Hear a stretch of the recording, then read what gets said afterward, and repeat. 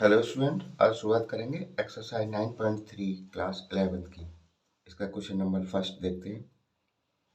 Reduce the following equation into the slope intercept form and their slopes and the y intercept. देखो, इन्होंने जो बोला है, इन्होंने कहा है कि जो इक्वेशन दे रखी है ना, इसे हमें किस में कन्वर्ट करना है? स्लोप इंटरसेप्ट फॉर्म में। अब स्लोप इंटरसेप्ट फॉर्म क्या होती है, मैंने आपको बताया था। y is equal to M X plus C. ये मेरी स्लोप इंटरसेप्ट फॉर्म हुआ है, ठीक है। और ये क्या है? c। m तो हमारा स्लोप हो गया, c क्या है? y इंटरसेप्ट है, यानी जो y एक्सिस है उस पर इंटरसेप्ट है ये। तो देखो, हमें इस जो दे रखा है, फर्स्ट पार्ट देखते हैं। x plus 7y is equal to 0। इस इक्वेशन को मैं इस रूप में लाने की कोशिश करूंगा। तो वो यही तो कह रहे हैं, इसे रिड्यूस करना है इक्वेशन किस में? स्लोप इंटरसेप्ट फॉर्म में। यानी इस इक्वेशन को मैं इस रूप में लाने की कोशिश करूंगा। तो देखो, इसमें y एक तरफ है, हमारा y यहाँ है, तो y को अकेला रखो, यानी इसे रख सकते हैं ऐसे। x को हम उधर ले जाएंगे, क्या हो जाएगा? माइनस का x, सही है। और y यहाँ पे अकेला है, तो 7 को इधर दे दो, तो y equal to minus 1/7x, ऐसे लिख सकता हूँ इसको मैं, ठीक है। अब मैंने इसको देखो, इससे मिलान किया मैंने, y मेरा है, m की जगह पे मेरा कितना आ गया? -1/7x भी है। c क्या है? c यहाँ पे है ही नहीं, तो क्या लिख सकता हूँ मैं? 0 लिख सकता हूँ ना। तो देखो, y is equal to M X plus C. तो हमारा इसमें स्लोप कितना है? हमारा 1/7 है। m की जगह क्या है? m हमारा स्लोप ही तो होता है -1/7। एंड y इंटरसेप्ट क्या है हमारा? y इंटरसेप्ट जो c की वैल्यू है, c हमारा कितना है? 0 है, तो y इंटरसेप्ट क्या आ गया मेरा? 0। ये इसका आंसर हो गया फर्स्ट पार्ट का, समझे ना। अब करते हैं सेकंड वाला। सेकंड में कह रहे हैं 6x plus 3y minus 5 is equal to 0। इस इक्वेशन को भी मैं इस रूप में लाने की कोशिश करूंगा। मुझे यही तो बनाना है, स्लोप इंटरसेप्ट फॉर्म बनाना है, तो y को मुझे इधर रखना है ना, एक साइड में अकेला। तो 3y को ऐसे रहने दो, 6x को उधर ले जाएंगे, साइन चेंज हो जाएगा, माइनस का 6x, और ये इधर आके प्लस का 5 हो गया।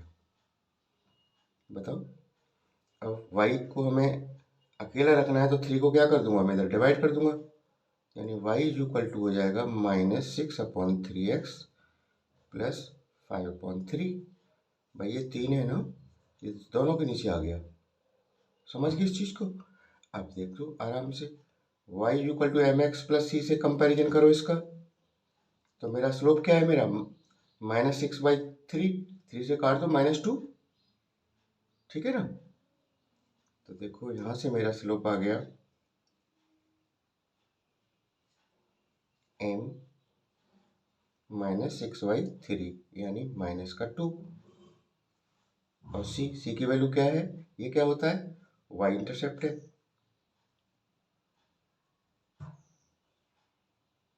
ये कितना है आपका? 5/3। इसका आंसर हो गया। आसान है कि नहीं? देख लो। अब इसका तीसरा पार्ट और है, इसे कर लेते हैं। देखो, थर्ड में कह रहे हैं वो y इक्वल टू 0 है। अब ध्यान देना इसको अच्छे से, है ना। अब मुझे किस फॉर्म में लाना है इसको? y equal to M X plus C वाली फॉर्म में लाना है।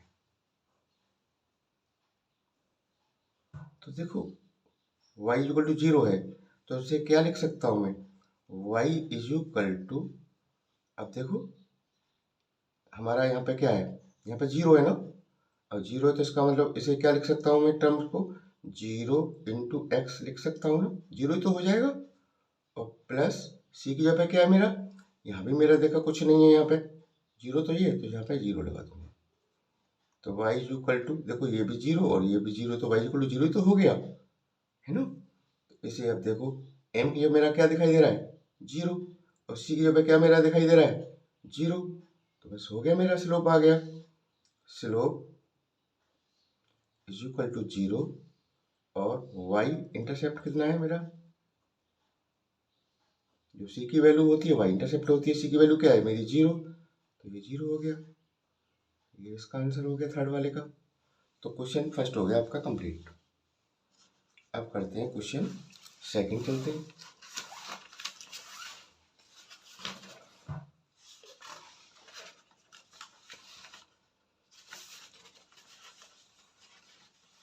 देखिएगा, ध्यान देना।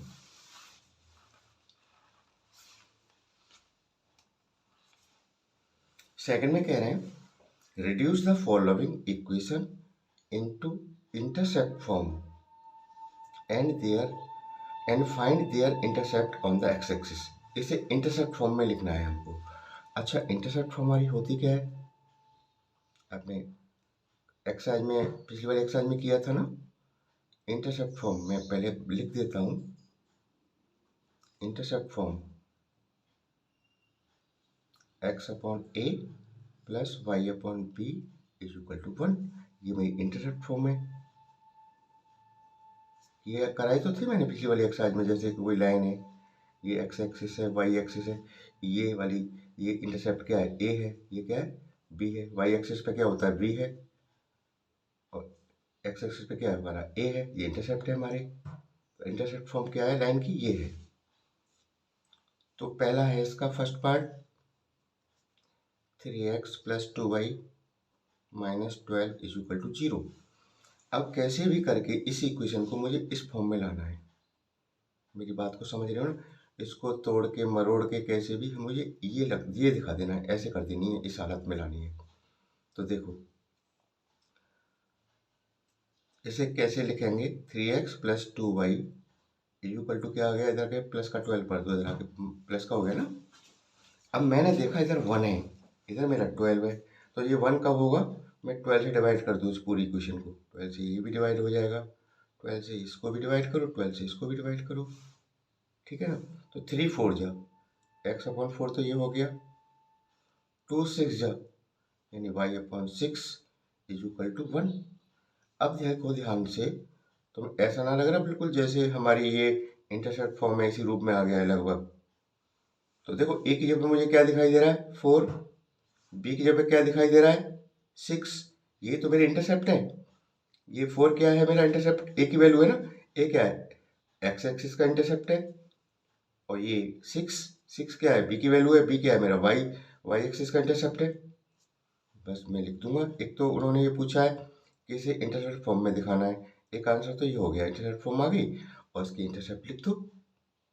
समझ में आ गई ना। तो देखो इंटरसेप्ट लिख दो। a इक्वल टू कितना है मेरा, 4 है, एंड b इक्वल टू कितना है मेरा, 6 है। ये आंसर हो गया, ठीक है ना। सेकंड पार्ट देख लेते हैं इसका। सेकंड पार्ट है 4x minus 3y is equal to 6 है। इसको इसी फॉर्म में लाना है मुझे, x upon a plus y upon b is equal to 1 वाली फॉर्म में। तो मैंने देखा इधर 1 है, तो 6 से पूरी को डिवाइड कर दो, यानी 4x upon 6 minus 3y upon 6 is equal to 6y 6। तो देखो 2 2 जा 4 और 2 3 जा माइनस 3 2 जा, यानी y upon 2 is equal to 1। बोलो, यहाँ तो कोई दिक्कत तो नहीं होगी ना।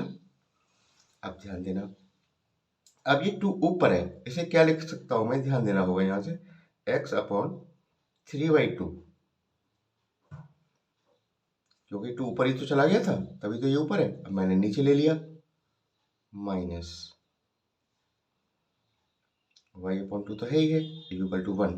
अब चूंकि देखो हमारा यहाँ पे प्लस है, यहाँ पे क्या आ रहा है, माइनस आ रहा है, तो मैं क्या करूँगा, x अपॉन 3/2 तो है ही है, यहाँ प्लस लगा दो, ठीक है। और यहाँ पे लिख दो y अपॉन -2, ऐसे लिख दो ना, एक ही बात है ना। Is equal to 1। ये तो मेरी इंटरसेप्ट फॉर्म हो गई। अब देखो इंटरसेप्ट क्या है, ए की वैल्यू क्या है, यहाँ पे देखो ए इज इक्वल टू क्या है 3/2 और बी की वैल्यू क्या है -2। बी की वैल्यू है, ये ए की वैल्यू है, ये तो मेरे इंटरसेप्ट होते हैं। ठीक है ना, ये इसका आंसर हो गया। अब इसका थर्ड पार्ट देख लेते हैं। थर्ड पार्ट है 3y + 2 इज इक्वल टू 0। अब बताओ कैसे करें इसको। मुझे किस फॉर्म में लाना है, x/a + y/b is equal to b 1। इस फॉर्म में लाना है मुझे इसको, इक्वेशन को कैसे भी करके इस ऐसे दिखाई देने लगा थोड़ा थोड़ा। तो देखो यहाँ x तो है ही नहीं इसमें, तो मैं क्या लिख सकता हूँ, x, देखो ध्यान देना, अच्छे से देखना इसको, ये इसे लिख देंगे हम, यहाँ x तो है ही नहीं ना, तो मैं क्या लिख सकता हूँ 0 × x। ठीक है भाई, जो है ही नहीं वो चीज तो अब जो 0 ही हो गई ना, प्लस अब देखो 3y है, इसे मैं क्या लिख सकता हूँ 1/3 लिख सकता हूँ, क्योंकि 1/3 लिखूंगा इसका मतलब है ये 3 कहाँ से आया है, यहाँ से ही तो आया है, तो यानी 3 या ऊपर है तो ऐसे लिख दूंगा मैं इसको। ठीक है, अब इसको देखना 0 है ना, अब 0 है मेरा, यहाँ पे क्या लाना है मुझे 1, क्या लिख दूंगा मैं 1 × 0। सही है ना। अब देखो इसको ध्यान से, हमें ऐसे ना लिख के ऐसे लिखना चाहिए इसको। देखो सुनो, 3y इज इक्वल टू 2 को इधर ही ले आओ, -2 हो गया ना। अब यहां से देखना है आपको, ये प्रोसेस अलग हो जाएगा फिर। ठीक है ना। अब देखो 3y + 2 को मैंने लिख लिया, 3y और 2 को मैं इधर ले आया, क्या हो गया माइनस का हो गया ना। अब देखो -2 को इधर हमें 1 लाना है, तो -2 से डिवाइड कर रहा हूं मैं, -2 से मैंने इसको डिवाइड कर दिया, तो ये क्या हो जाता है आपका 3y/-2 is equal to 1। X इसमें है ही नहीं, एक्स इसमें है नहीं, तो एक्स पे क्या रखोगा, यानी जो 0 होगा हमारा। तो देखो इसे कैसे लिखेंगे, अब ध्यान देना, 0 × x, ठीक है, प्लस इसे क्या लिख सकता हूं y/-2/3, क्योंकि 3 ऊपर पहुंच जाएगा ना, इज इक्वल टू 1। अब देखो ध्यान से, अब यहाँ पे क्या है, यहाँ पे x की जगह पे क्या है, देखो b की जगह पे तो हमें ये दिखाई दे रहा है, ठीक है ना, और x इसमें है ही नहीं, इसका मतलब a का मतलब ये तो 0 है, इसमें है ही नहीं, ये तो 1 मान सकता हूं ना, ये क्या है 1 है ना। देखो इसके नीचे 1 लिख सकते हैं हम, यानी 0 × x/1, 0 ही हुआ, प्लस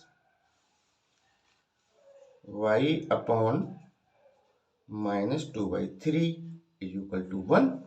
अब a हमारा क्या है, देखो a इज इक्वल टू क्या है 1 and b is equal to क्या है मेरा -2/3, ये मेरा आंसर हो जाता है। सही है ना। तो आप इस तरह न करके ऐसे करना है इसको,